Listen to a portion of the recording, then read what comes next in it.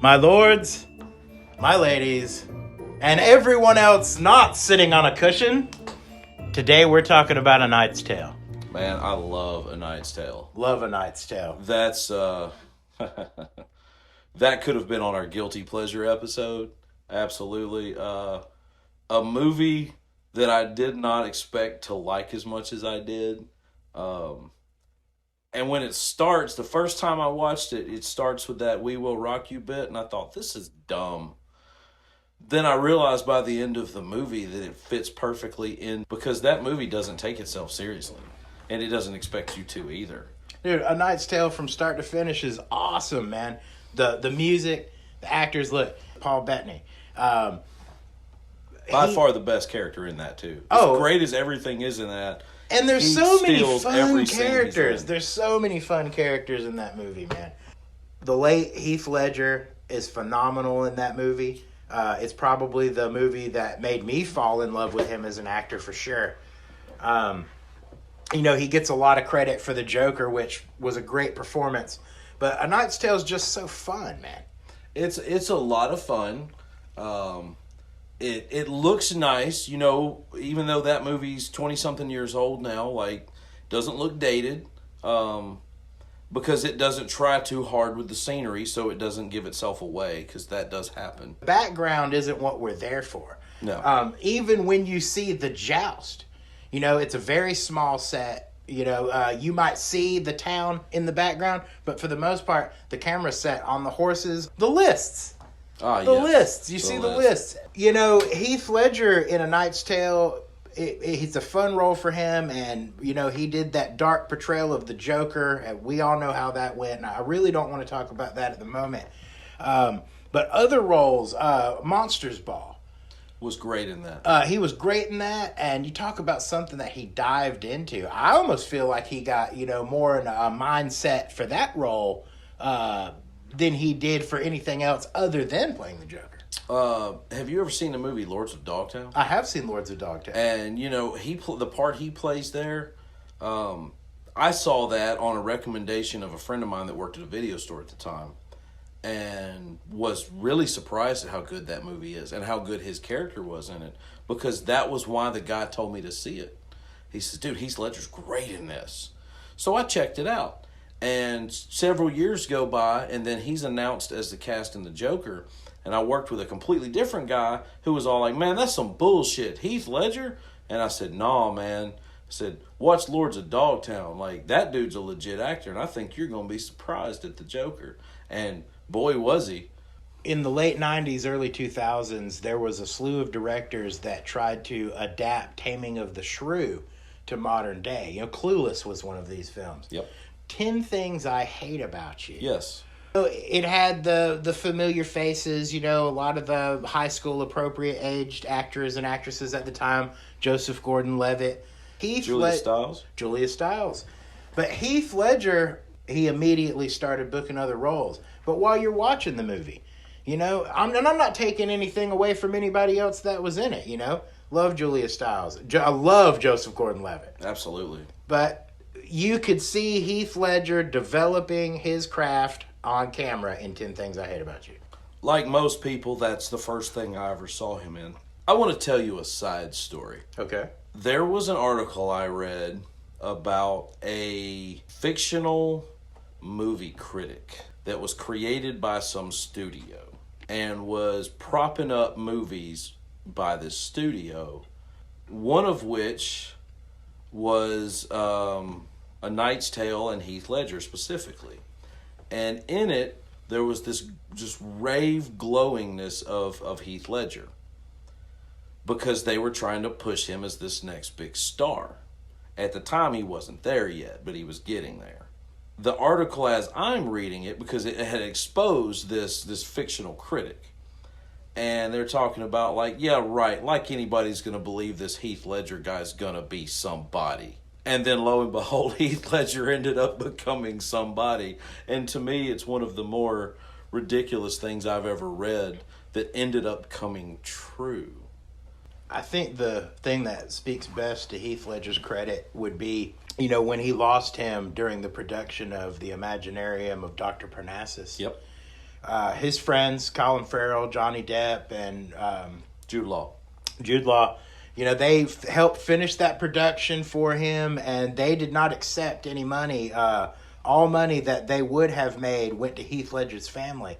And specifically his daughter Matilda. Right, and I think that does speak to the credit of, Colin and Johnny and Jude, but, people don't do those kinds of things for just anybody. Right. And especially once we've lost them, because we don't owe them anything.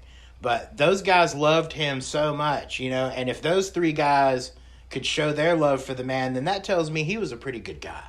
And on top of that, as an actor, he had filmed, I would say, a third of that movie by the time he was gone. And those three actors stepping in those roles basically helped ensure that his last part didn't go to waste. Absolutely. Because they could have easily scrapped that movie and said, well, he died, we can't make this now. So we're just going to shelve everything we got and call it a day.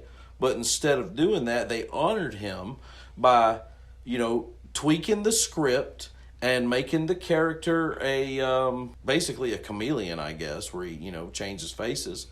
And they made it work because the movie's not bad at all. No, I really like the Tom Waits. Yes. Best part of that, by the way, is his portrayal of the devil. That's great. Absolutely. Now I want to gush about Alan Tudyk for a minute. Oh, God, I love Alan Tudyk, man. Has he ever done a bad part? He hasn't. And, we have talked at length about Alan Tudyk before. Yes. So I really don't. I just wanted to for a minute, Alan, we love you. Unfortunately, today's not your day. Well, that being said, last time we gushed on Alan Tudyk, there was a movie we didn't cover that I would like to at least mention today. Please. As a bit of an also guilty pleasure. Tucker and Dale versus Evil. That is one of the silliest, funniest, greatest movies I've ever seen. That was one of my dad's favorite movies. Always rumored of a sequel.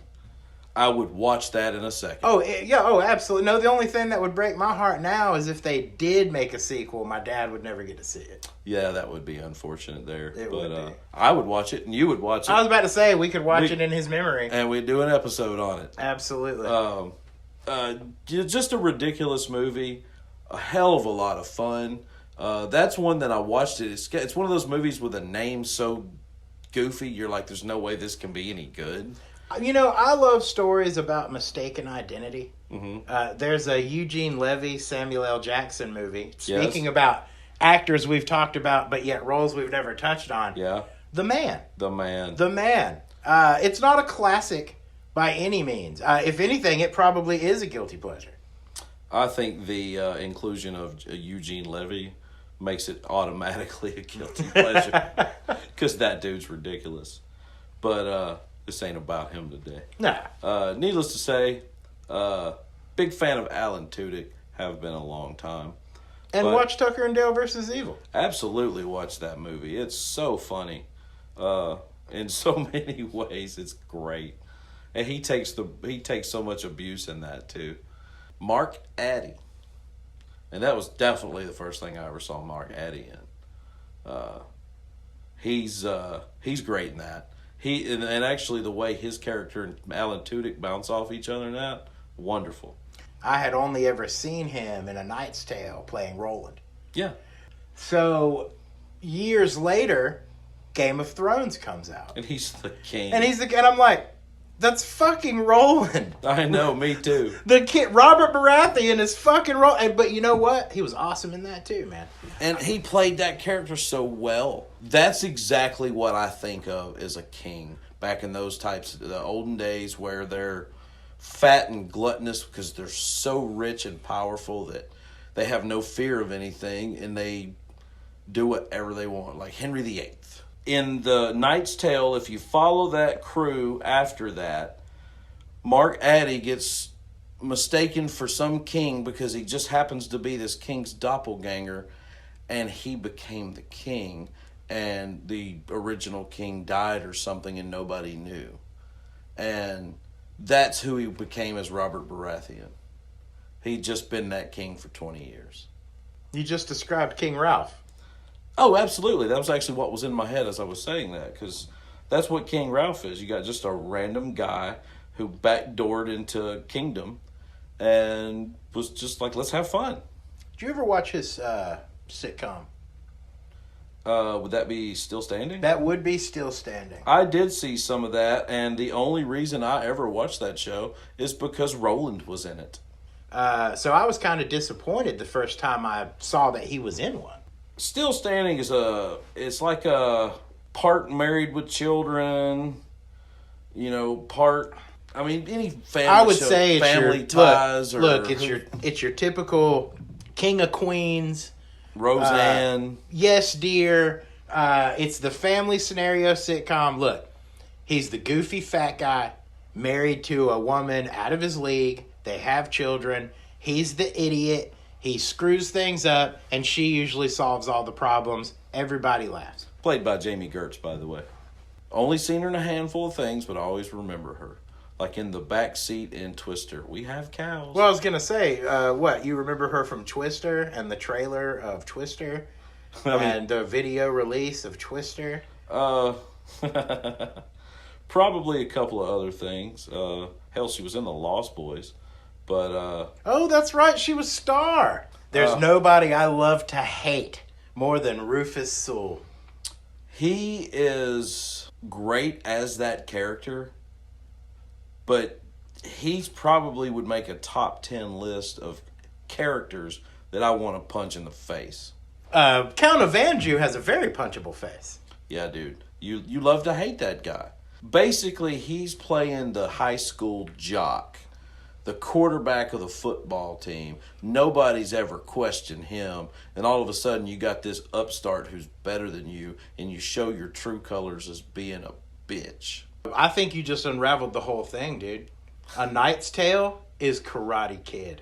And Rufus Sewell has been cast as Johnny Lawrence. I mean, that's a fair statement. And it's a formula. A lot of stories are formulas if you break them down to that. Regardless of which, definitely hate him in that. Shannon Sossamon plays the actress that was only in the 3 movies that were directed by the guy who directed A Knight's Tale. She just, we've touched on how Hollywood will throw away actresses. She just, some of them don't make it. And I'm not going to say this happened, but some actresses who say no to the likes of a Harvey Weinstein or somebody like that, they disappear, a la Mira Sorvino. They say no, they vanish. I'm not saying that happened with her. I don't know her story. Maybe it did, maybe it didn't. But, for some reason or another, she just flamed out. It happens. I think some people, they make a few movies, they do a few roles, and they find out that that's just not a life for them.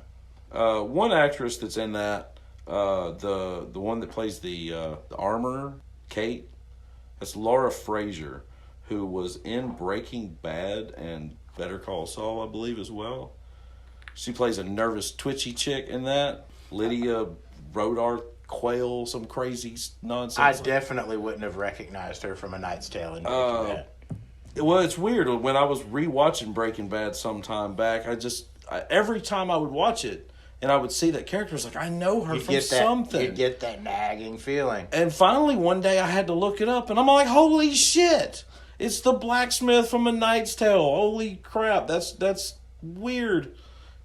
Never would have put that together. Because it was too far. We're talking a 15-year gap there. Just couldn't do it. But anyway, that's probably the only other thing I ever saw her in, though.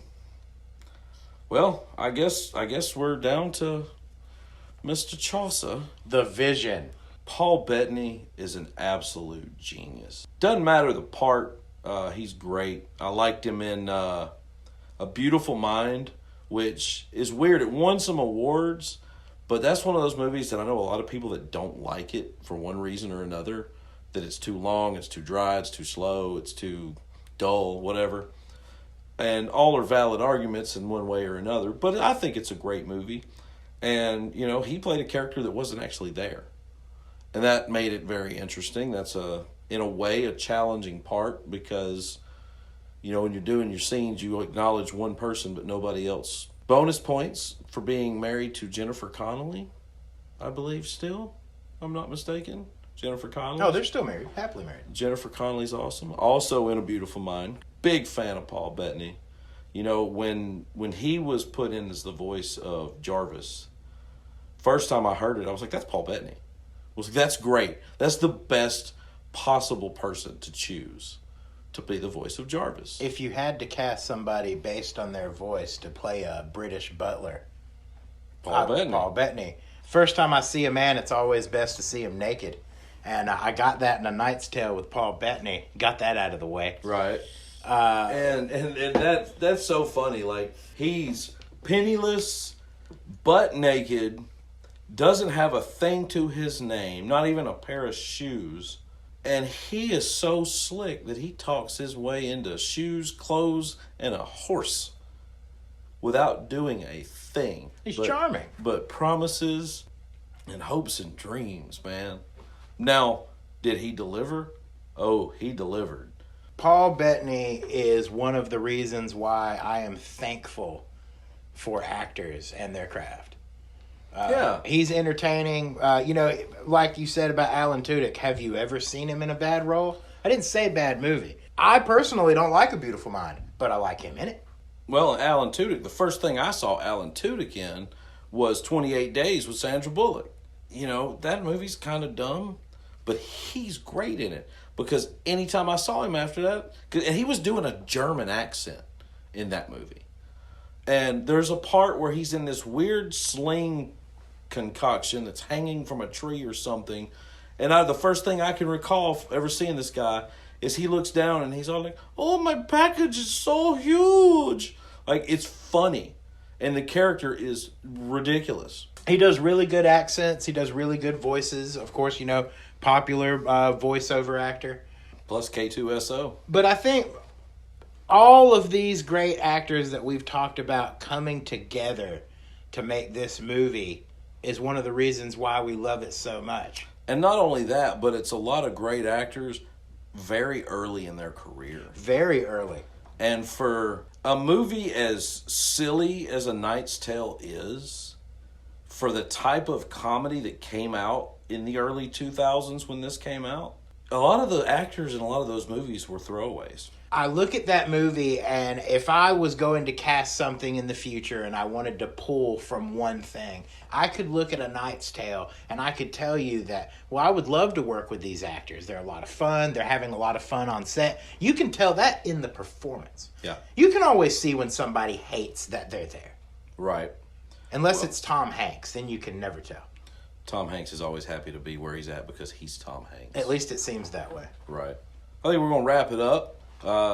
In summary, if you have not seen A Knight's Tale, you just cannot imagine what you were missing. And I will even go as far as to say this, and I'm going to kind of compare it to a movie that I think of as an epic classic. And that's The Princess Bride. They are different, but in a lot of ways they're similar. They're corny fantasy epic types, only Knight's Tale a little less on the fantasy. They both have, at the core, a heart about them that's fun, and you want to root for the characters, and you want them to save the day or win the day or whatever. Because of that, both of them I hold in very, very high regard on my movie shelf. That's Wes. And he's Corey, and we're the Triflemen.